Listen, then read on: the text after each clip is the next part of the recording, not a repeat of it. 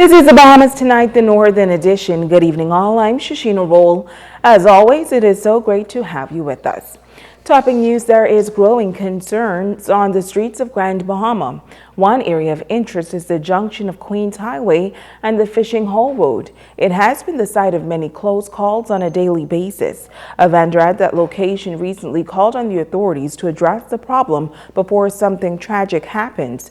Well, it would appear that his appeal has not fallen on deaf ears. Joan Davis-Roll reports. An immediate response coming to a major traffic woe. Police road traffic officials weighing in on the concerns raised by local vendor Craig Knowles regarding a major thoroughfare leading in and out of West Grand Bahama. According to the officer in charge of Police Road Traffic Department, ASP Kenwood Taylor, his division is aware of the traffic-related issues being raised involving this high traffic area. We received concerns also, and we intend to monitor that particular area. We have heard about taxi cab drivers speeding along that route with tourists and passengers alike, and so we have mandated my cyclists to patrol that area and to ensure that the speed limit is being adhered to. We have been ticketing persons along that route also, and I think speed is also a factor. The complaints officials say have poured into various agencies concerning this area. As for the call for the construction of a roundabout, the man in charge of such projects at the Grand Bahama Port Authority, Troy McIntosh, says a roundabout could be a solution. We're looking at it. There's a couple of areas on our radar. Again, we got to go through the assessment process first. Once we'd have done the assessment, the next process is to look at budgeting, then do a cost assessment, and of course then consider at what point are we going to implement.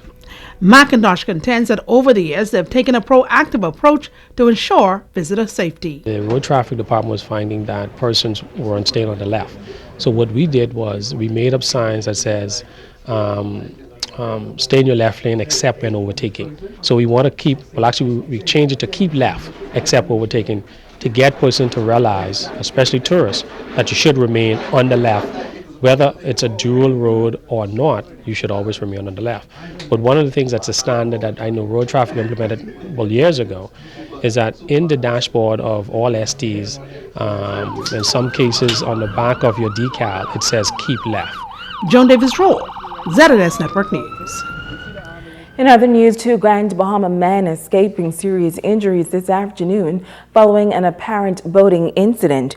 The incident occurred around 3 o'clock in the area of Smith's Point. Police tell us that the two men were on board the boat when it reportedly crashed into breaker rocks and then overturned. The men were rescued by passing boaters and assisted to land.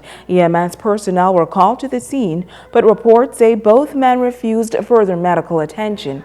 Investigations are continuing.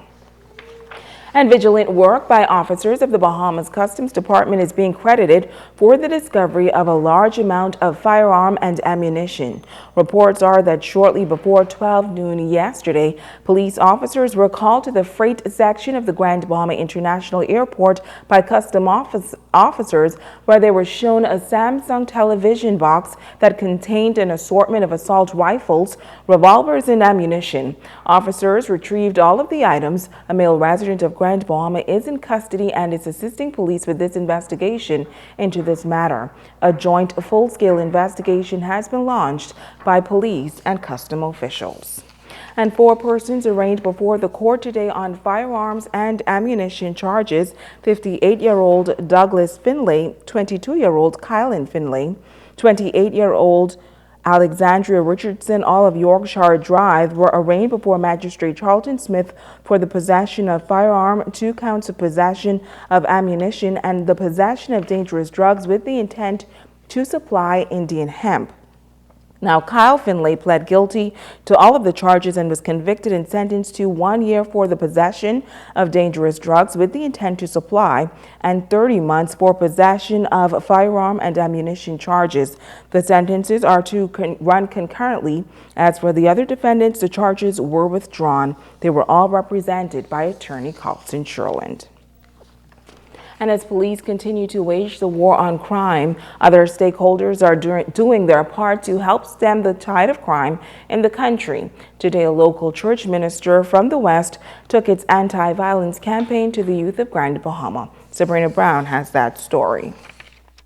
More Than Conquerors Ministry in 8 Mile Rock taking its anti-violence campaign into public schools around the island in an effort to help steer young people in a positive direction.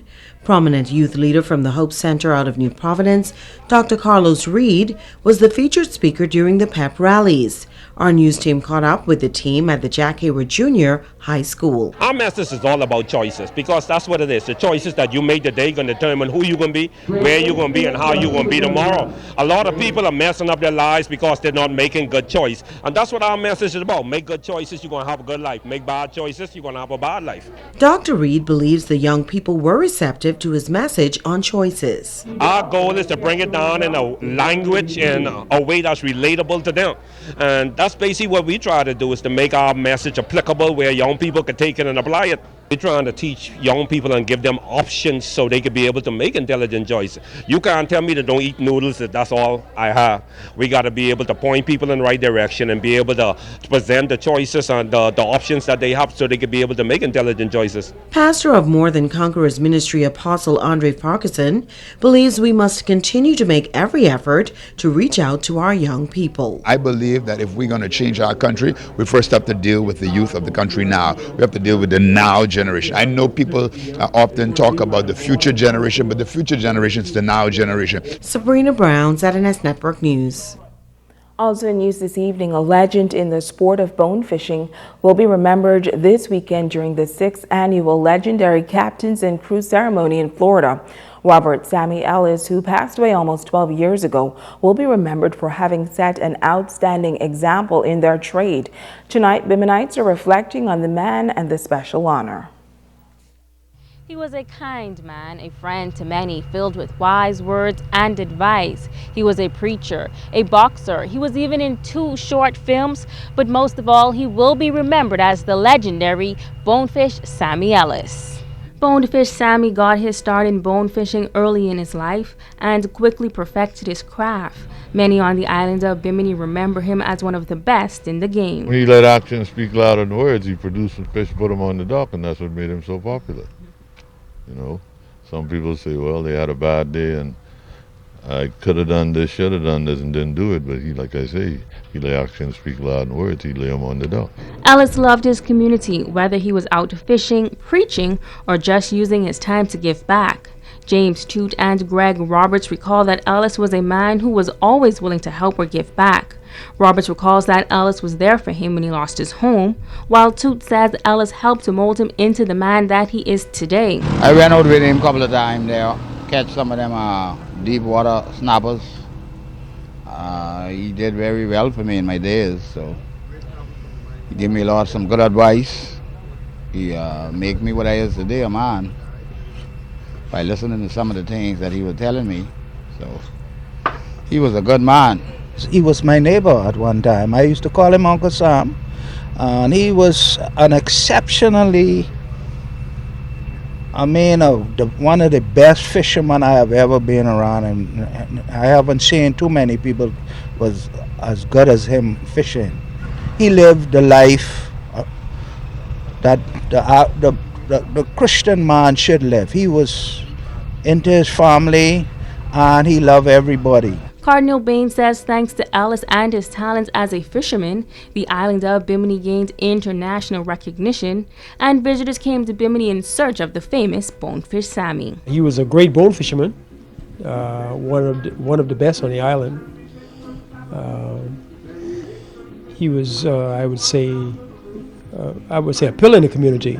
A plaque is now in place in the Bimini Heroes Garden in memory of the contributions made by Samuel Bonefish Sammy Ellis. Megan Shepard, ZNS Network News. Stay with us, the Bahamas Tonight. The Northern Edition continues right after this.